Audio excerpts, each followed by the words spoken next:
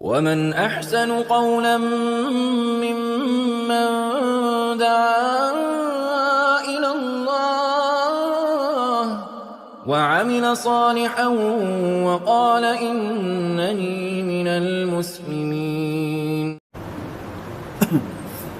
الحمد لله نحمده ونستعينه ونستغفره ونعوذ بالله من شرور أنفسنا ومن سيئات أعمالنا. من يهده الله فلا مضل له ومن يضلل فلا هادي له وأشهد أن لا إله إلا الله وحده لا شريك له وأشهد أن محمدا عبده ورسوله. يا أيها الذين آمنوا اتقوا الله حق تقاته ولا تموتن إلا وأنتم مسلمون. يا أيها الناس اتقوا ربكم الذي خلقكم من نفس واحدة وخلق منها زوجها وبث منهما رجالا كثيرا ونساء واتقوا الله الذي تساءلون به والأرحام إن الله كان عليكم رقيبا. يا أيها الذين آمنوا اتقوا الله وقولوا قولا سديدا يصلح لكم أعمالكم ويغفر لكم ذنوبكم ومن يطع الله ورسوله فقد فاز فوزا عظيما. أما بعد فإن خير الحديث كتاب الله وخير الهدي هدي محمد صلى الله عليه وسلم وشر الأمور محدثاتها وكل محدثة بدعة وكل بدعة ضلالة وكل ضلالة في النار.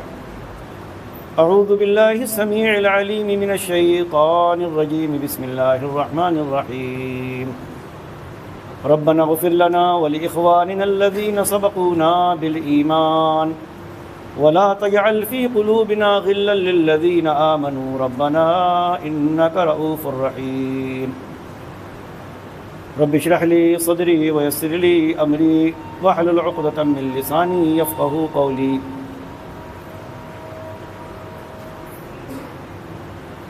حاضرین جماعہ، اللہ رب العزت کا ہم پر بہت بڑا احسان اور فضل و کرم ہے کہ اس نے ہمیں مومن اور مسلمان بنایا ہے، اور کوئی بھی شخص مومن یا مسلمان تبھی ہوتا ہے جب وہ دو باتوں کا زبان سے اقرار بھی کرے،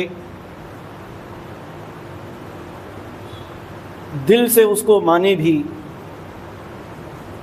اور پھر اسی کے مطابق دنیا میں اپنے کام کرے۔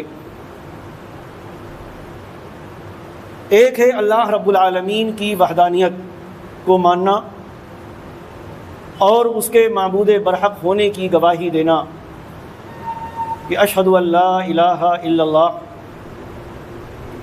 اور دوسری چیز ہے محمد رسول اللہ صلی اللہ علیہ وسلم کو نبی و رسول تسلیم کرنا، واشہد ان محمدا عبدہ ورسولہ۔ اللہ رب العالمین معبود برحق ہے، وہ خالق کون و مکان ہے،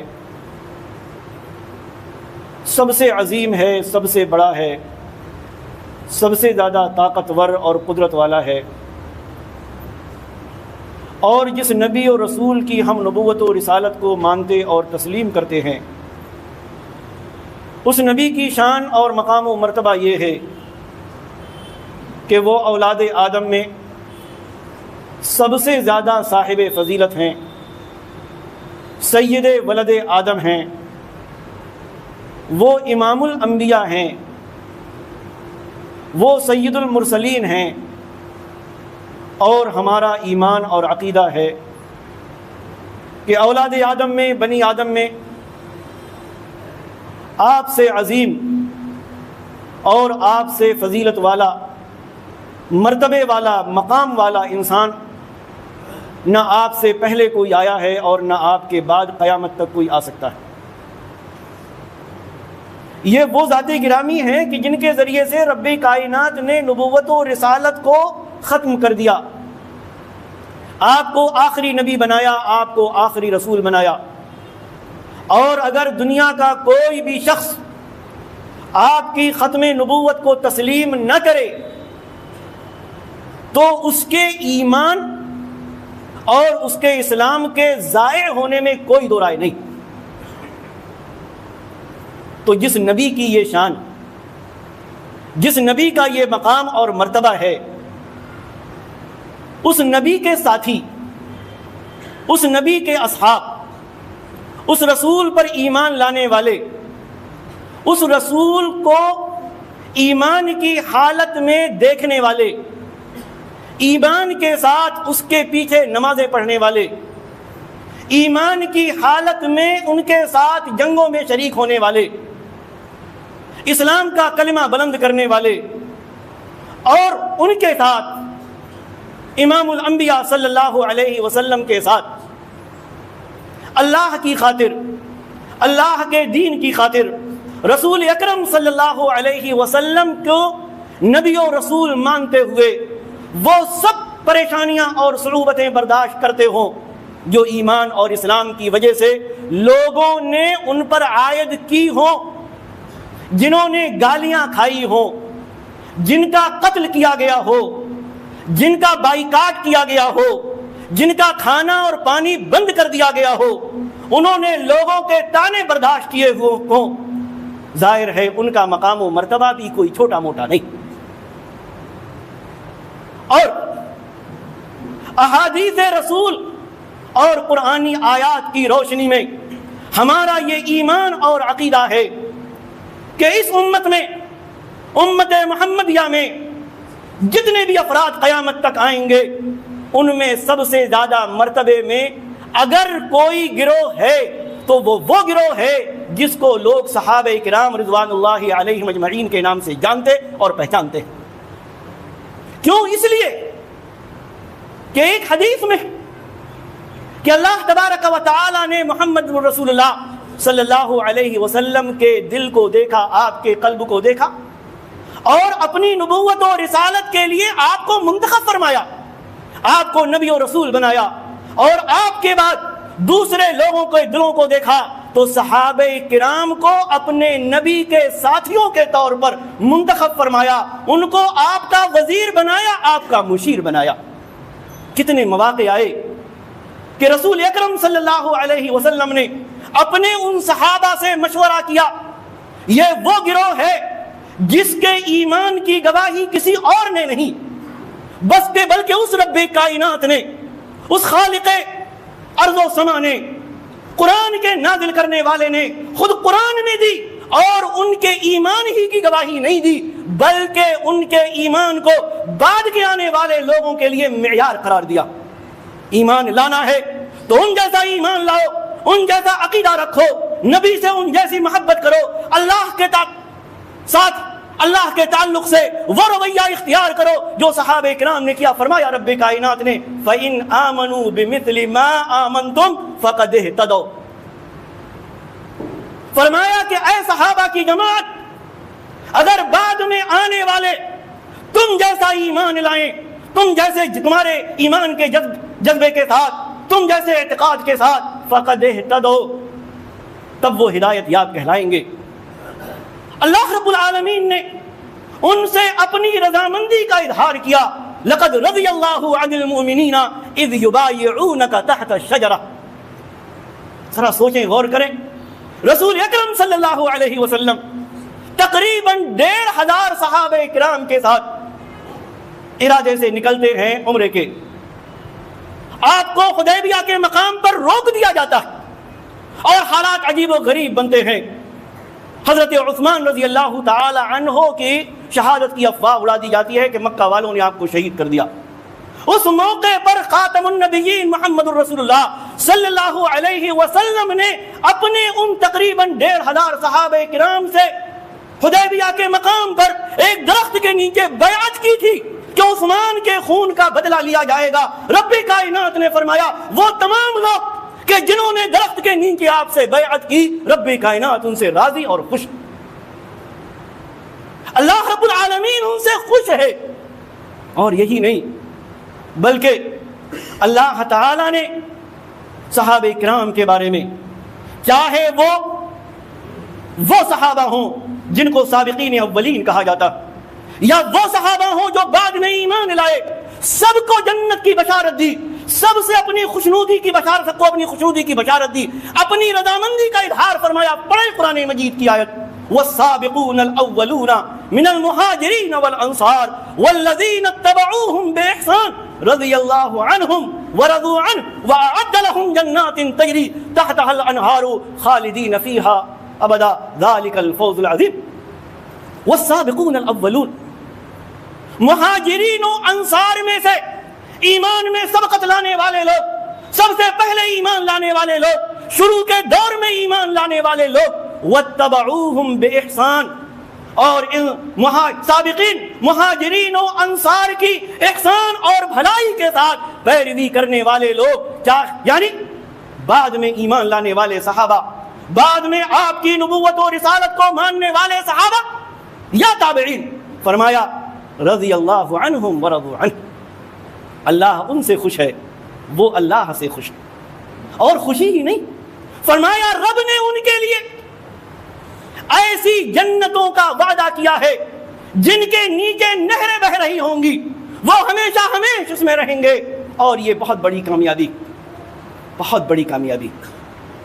اور اس سے بھی زیادہ واضح آیت اگر آپ دیکھنا چاہتے، اور دیکھنا چاہیے، کیوں؟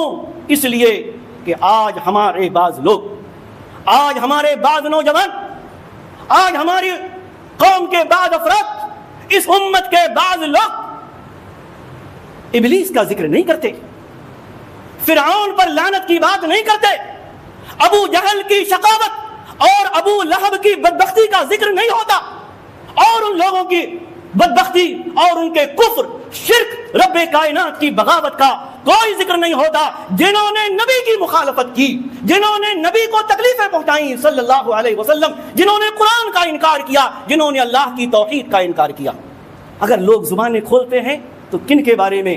ان کے بارے میں کہ جو نبی پر ایمان لائے، جنہوں نے نبی کے حکم سے نبی پر نازل ہونے والے قرآن کو لکھا، جنہوں نے نبی کرم صلی اللہ علیہ وسلم کے پیچھے نمازیں پڑھی، جنہوں نے آپ کے ساتھ جنگیں کی، جنہوں نے اسلام کی سربلندی کے لیے بہت کچھ تکالیف برداشت کی۔ اور افسوس کی بات یہ ہے کہ آج کے سوشل میڈیا کے دور میں ہمارے بعض نوجوان بھی اس طرح کی چیزوں کا شکار ہو رہے ہیں، جبکہ صحابہ کرام، یقیناً صحابہ کے درجات میں تفاضل ہے، صحابہ کے مراتب میں فرق ہے۔ ابو بکر کے مقام اور مرتبے کو کون پہنچ سکتا؟ خلفائے اربعہ کے مقام و مرتبے کو بعد کے لوگ کیسے پہنچ سکتے؟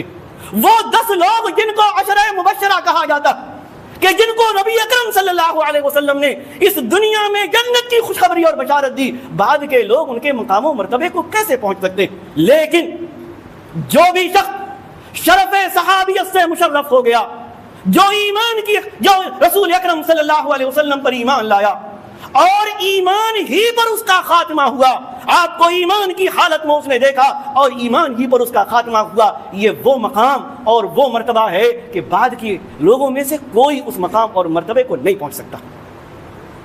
ایک امام ہیں عبداللہ بن مبارک رحمہ اللہ، ان سے کسی نے سوال کیا تھا کہ معاویہ رضی اللہ عنہ اور عمر بن عبدالعزیز رحمہ اللہ دونوں میں فضیلت والا کون، کس کا مقام اور مرتبہ؟ عبداللہ بن مبارک نے جانتے ہیں کیا کہا تھا؟ عبداللہ بن مبارک نے کہا تھا کہ اللہ کے نبی صلی اللہ علیہ وسلم کے ساتھ جنگیں کرتے ہوئے معاویہ رضی اللہ عنہ کی ناک میں جو گرد و غبار گیا عمر بن عبدالعزیز اس کے برابر بھی نہیں، اس کے برابر بھی نہیں۔ کیوں؟ اس لیے کہ شرف صحابیت سے بڑی اور کوئی چیز اس امت میں نہیں۔ سورہ حدید کی آیت پڑھیں، آیت نمبر 10، اور اس کے بعد اپنے ذہنوں کو صاف کریں، چھوڑ دیں ساری خرافات، چھوڑ دیں ساری چیزیں، نہ زبان کھولیں صحابہ کرام کے بارے میں۔ کیوں؟ اس لیے کہ ہمارا رب جس پر ہم ایمان رکھتے ہیں، جس پر ہم یقین رکھتے ہیں، جس قرآن کو ہم مانتے ہیں اس قرآن میں ہمارا رب کیا کہتا؟ فرماتا ہے لا یستوی منکم من انفق من قبل الفتح وقاتل اولئک اعظم درجۃ من الذین انفقوا من بعد وقاتلوا، کہ تم میں سے وہ لوگ جو فتح مکہ سے پہلے ایمان لائے اور اللہ کے دین کی خاطر انہوں نے جہاد کیا، بعد فتح مکہ کے بعد آنے والے لوگ اس مقام اور اس مرتبے کو نہیں پہنچ سکتے۔ اولئک اعظم درجۃ من الذین انفقوا من بعد وقاتلوا، فتح مکہ کے بعد ایمان لانے والے، جہاد کرنے والے، اللہ کے راستے میں خرچ کرنے والے، فتح مکہ سے پہلے ایمان لانے والوں، خرچ کرنے والوں اور جہاد کرنے والوں کے مقام و مرتبے کو یقیناً نہیں پہنچ سکتے۔ لیکن آگے والا ذرا ٹکڑا سنیں، وَكُلًّا وَعَدَ اللَّهُ الْحُسْنَى، لیکن اللہ تعالیٰ نے سب سے، وَكُلًّا سب سے، یعنی چاہے وہ فتح مکہ سے پہلے ایمان لانے والے ہوں یا فتح مکہ کے بعد ایمان لانے والے ہوں، سب سے رب کائنات نے نیکی کا وعدہ کیا ہے، نیک وعدہ کیا ہے، اچھا وعدہ کیا ہے۔ اور ظاہر ہے ایک مومن کے لیے، ایک مسلمان کے لیے، ایک صحابی کے لیے سب سے اچھا وعدہ رب کا یہی ہے کہ اللہ تعالیٰ اپنے موحد اور مومن بندے کو جنت میں داخل کرے، جنت میں داخل کرے۔ غالباً امام ابن حزم رحمہ اللہ اسی آیت کو سامنے رکھتے ہوئے کہتے ہیں کہ سارے کے سارے صحابہ جنتی ہیں، کیونکہ اللہ تبارک و تعالیٰ نے خود قرآن میں فرمایا ہے وَكُلًّا وَعَدَ اللَّهُ الْحُسْنَى، اللہ تبارک و تعالیٰ نے سب سے بہترین وعدہ کیا۔ آج انہی صحابہ کو ہم سب و شتم کا نشانہ بنائیں، زبان دراز کریں، اپنے بھائی، ہمارا بھائی غلط کرے ہم زبان نہیں کھول سکتے، بیٹا غلط کرے اس کو منع نہیں کر سکتے، خاندان کا کوئی اور فرد، ہمارے پڑوس کا کوئی اور آدمی یا اور بھی کوئی آدمی غلط کرے، ہم دیکھتے ہیں صریح غلطی کر رہا ہے لیکن ہم اس کو کچھ نہیں کہتے۔ اور نعوذ باللہ صحابہ کی اجتہادی چیزوں پر، معصوم عن الخطا یقیناً صحابہ نہیں، لیکن ان کی اجتہادی چیزوں پر ہم زبان کھولیں، ہم باتیں کریں، ہم ان کو سب و شتم کا نشانہ بنائیں، ہم ان پر تبصرے کریں، ہم ان کے ایمان کو جانچیں، ہم ان کی محبت رسول کو جانچیں، ہم ان کو ایمان سے نعوذ باللہ خارج کر دیں، ہم ان کے ساتھ وہ سلوک کریں جو کسی طور پر جائز نہیں۔ شیخ الاسلام ابن تیمیہ رحمہ اللہ کہتے ہیں کہ جو شخص صحابہ میں سے کسی کو گالی دے، برا بھلا کہے، صحابہ کرام میں سے جیسے معاویہ اور عمرو بن عاص رضی اللہ عنہما، یا ان سے افضل ابو موسیٰ اشعری اور ابو ہریرہ رضی اللہ عنہما، یا ان سے افضل طلحہ، زبیر، عمر بن خطاب، عثمان بن علی، عثمان بن عفان، علی بن ابی طالب، ابو بکر اور ام المومنین عائشہ رضی اللہ عنہا، ایسے لوگ صحابہ کو برا بھلا کہنے والے، چاہے کم مرتبے والے صحابہ ہوں یا بڑے مرتبے والے صحابہ ہوں، جو ایسا کرے وہ لائق سزا۔ اگر بغیر توبہ کے مر گیا تو اگر دنیا میں اس کو نہیں سزا ملی تو آخرت میں ضرور سزا ملے گی، آخرت میں ضرور سزا ملے گی۔ آج کل ایک لفظ استعمال کیا جاتا ہے کرونولوجی، صحابہ کو جو سب و شتم کا نشانہ بنایا جاتا وہ کرونولوجی سمجھیے، جس کی طرف اشارہ کیا ایک امام نے، ابو زرع رازی رحمہ اللہ، انہوں نے کہا کہ لوگ صحابہ کرام کو برا بھلا کہتے ہیں، صحابہ کرام کو طعن و تعریض کا نشانہ بناتے ہیں، جبکہ ہم جانتے اور مانتے ہیں کہ محمد رسول اللہ صلی اللہ علیہ وسلم برحق، قرآن برحق ہے۔ آپ صلی اللہ علیہ وسلم نے جو کچھ امت کے سامنے تعلیمات پیش کی وہ برحق ہیں، اور اس قرآن کو، نبی کی تعلیم کو، نبی کی احادیث کو، نبی کی سنت کو ہم تک منتقل کرنے والے اور پہنچانے والے ہیں کون؟ واسطہ کون؟ یہی صحابہ کرام، یہی صحابہ کرام۔ ایک سازش ہے پوری کہ وہ واسطہ، وہ پل، وہ ذریعہ کہ جس کے ذریعے لوگوں تک قرآن پہنچا، لوگوں تک سنتیں پہنچی، لوگوں تک نبوی طریقہ پہنچا، اس سنت، اس راہ واسطے اور اس پل کو ہی مشکوک بنا دو، پورا دین مشکوک ہو جائے گا، قرآن مشکوک ہو جائے گا، احادیث رسول مشکوک ہو جائیں گی، سنت مشکوک ہو جائے گی، نبی کا طریقہ مشکوک ہو جائے گا، پورا دین ملیا میٹ ہو جائے گا۔ یہ ہے مقصد۔ جس کا شکار ہم اور ہمارے نوجوان ہو رہے ہیں. اور نعوذ باللہ ہم صحابہ کے تعلق سے ایک چیز اور بتاؤں, کسی کی بھی محبت کو ثابت کرنے یا دکھانے کے لیے دوسرے کو گالی دینا یا برا کہنا ضروری نہیں. ایک چیز یاد رکھیے گا, کسی کی محبت کو ثابت کرنے کے لیے دوسرے سے عدم محبت کا اظہار ضروری نہیں ہے. نہ وہ لوگ صحیح ہیں جو حضرت علی, حضرت حسن, حضرت حسین, حضرت فاطمہ رضی اللہ تعالی عنہم سے محبت کرنے کے لیے ابو بکر کو برا کہیں, عمر کو برا کہیں, عثمان کو برا کہیں, اس شخصیت کے سلسلے میں غلط الزام لگائیں. جیسے کہ بخاری کی روایت عمرو بن عاص رضی اللہ تعالی عنہ کہتے ہیں کہ میں نے رسول اکرم صلی اللہ علیہ وسلم سے پوچھا کہ اللہ کے نبی آپ کو سب سے زیادہ محبوب کون ہے؟ تو آپ نے فرمایا عائشہ. فرمایا مردوں میں کون؟ کہا ان کے والد ابو بکر. تو اگر اہل بیت سے محبت کرنے کے لیے دیگر صحابہ کرام کو طعن و تعریض کا نشانہ بنایا جاتا ہے, یہ بھی غلط. اور اگر صحابہ کرام سے محبت کا اظہار کرنے کے لیے علی, فاطمہ, حسن, حسین, عباس, ابن عباس اور دیگر اہل بیت کے سلسلے میں نازیبا اور ناروا الفاظ استعمال کیے جاتے ہیں تو یہ بھی غلط ہے, یہ بھی غلط. صحابہ کی محبت بھی ایک مومن کے دل میں ہے, اہل بیت کی محبت بھی ایک مومن کے دل میں. کون محبت نہیں کرے گا عباس سے؟ کون محبت نہیں کرے گا ابن عباس سے؟ کس کو محبت نہیں ہوگی علی سے؟ کس کو محبت نہیں ہوگی حسن اور حسین سے؟ کون محبت نہیں کرے گا فاطمہ رضی اللہ تعالی عنہا سے؟ اہل بیت کی محبت کے ساتھ صحابہ میں ابو بکر کا جو مقام ہے وہ کسی کا نہیں. کیوں؟ اس لیے کہ صحیح بخاری کی روایت, اور روایت کرنے والے جانتے ہیں کون؟ حضرت علی رضی اللہ تعالی عنہ کے بیٹے محمد بن حنفیہ.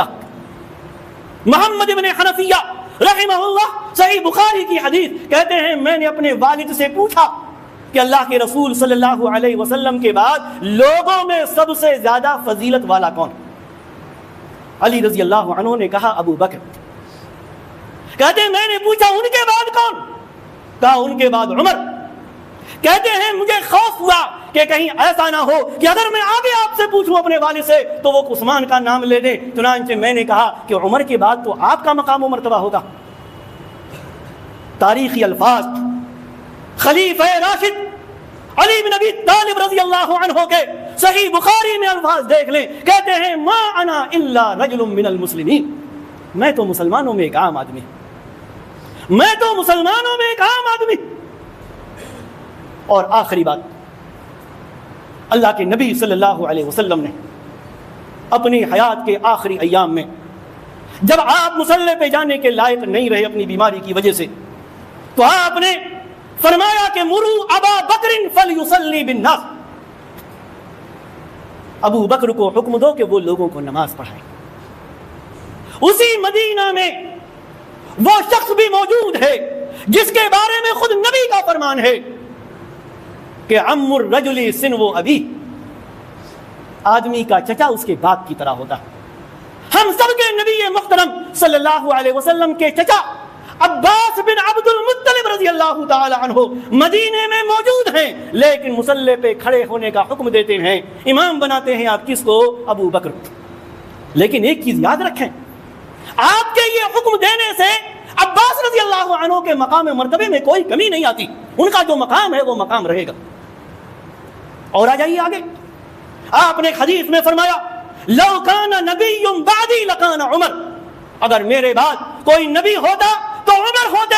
آپ کے اس فرمان سے ابو بکر رضی اللہ عنہ کا مقام و مرتبہ گھٹ نہیں جائے گا. خود عبداللہ بن عمر کہتے ہیں کہ جب ہم صحابہ میں لوگوں کو فضیلت کی بات جب ہوتی تھی ہمیں, تو سب سے زیادہ صاحب فضیلت ہم ابو بکر کو مانتے تھے, اس کے بعد عمر. اور آگے آ جائیں, حضرت عثمان رضی اللہ تعالیٰ عنہ. اما عائشہ صدیقہ رضی اللہ تعالیٰ عنہ بیان کرتی کہ اللہ کے نبی صلی اللہ علیہ وسلم میرے گھر میں موجود تھے, آپ کی پنڈلیاں یا آپ کی رانیں مبارک کھلی ہوئی تھی کپڑے سے. ابو بکر آئے, اجازت مانگی, آپ نے ان سے گفتگو کی, آپ اسی حالت میں رہے. عمر آئے, اجازت مانگی, اجازت دی, ان سے بھی آپ نے گفتگو کی, آپ اسی حالت میں رہے. جب عثمان آئے, انہوں نے اجازت مانگی تو آپ نے اپنے پیر ڈھک لیے, کہتی ہیں جب میں نے پوچھا کہ آپ نے ابو بکر کے سامنے ایسا نہیں کیا، عمر کے سامنے ایسا نہیں کیا، عثمان کے سامنے ایسا کیوں کیا، تو آپ نے فرمایا الا استحیی، کیا میں اس شخص سے حیا نہ کروں کہ تستحیی منہ الملائکہ، جس سے فرشتے بھی حیا کرتے ہیں، شرم کرتے ہیں۔ لیکن عثمان کے اس مقام و مرتبے سے نہ ابو بکر کا مقام گھٹے گا نہ عمر کا مقام گھٹے گا۔ کسی موقع پر ابھی جلدی میں نے بیان کیا تھا، غزوہ تبوک کے موقع پر رسول اکرم صلی اللہ علیہ وسلم نے غزوہ خیبر کے موقع پر رسول اکرم صلی اللہ علیہ وسلم نے کہا کہ میں فرمایا کہ صبح کو میں جھنڈا ایسے شخص کو دوں گا کہ جو اللہ اور اس کے رسول سے محبت کرتا ہے، اللہ اور رسول اس سے محبت کرتے ہیں، اور اللہ تعالیٰ اس کے ہاتھ پر فتح نصیب فرمائے گا۔ عمر بھی موجود، دیگر صحابہ بھی موجود۔ جھنڈا آپ نے کس کو دیا؟ حضرت علی بن ابی طالب رضی اللہ تعالی عنہ کو۔ لیکن علی بن ابی طالب کے اس مقام و مرتبے یا اس موقع پر آپ کو پرچم دینے سے نہ ابو بکر کا مقام گھٹ جائے گا، نہ عمر کا مقام گھٹ جائے گا، نہ عثمان کا مقام گھٹ جائے گا، ہر صحابی کا مقام اپنی جگہ رہے گا۔ اور بالکل آخری بات، آپ نے اپنے آخری ایام میں رومیوں سے جنگ کے لیے ایک لشکر تیار کیا، اور اس کی سپہ سالاری جانتے ہیں آپ نے کس کو دی؟ عباس کو نہیں، ابن عباس کو نہیں، ابو بکر کو نہیں، عمر کو نہیں، عثمان کو نہیں، علی کو نہیں، رضی اللہ عنہم، بلکہ اسامہ بن زید رضی اللہ عنہ۔ اسامہ بن زید کیا اس لشکر کے جس کو جیش اسامہ کہا جاتا ہے، اس کے کمانڈر ان چیف اسامہ بن زید رضی اللہ عنہما کو بنانے سے عباس، ابو بکر، عمر، عثمان، علی، حسن، حسین کا مقام و مرتبہ نعوذ باللہ گھٹ جائے گا؟ نہیں، یقیناً نہیں۔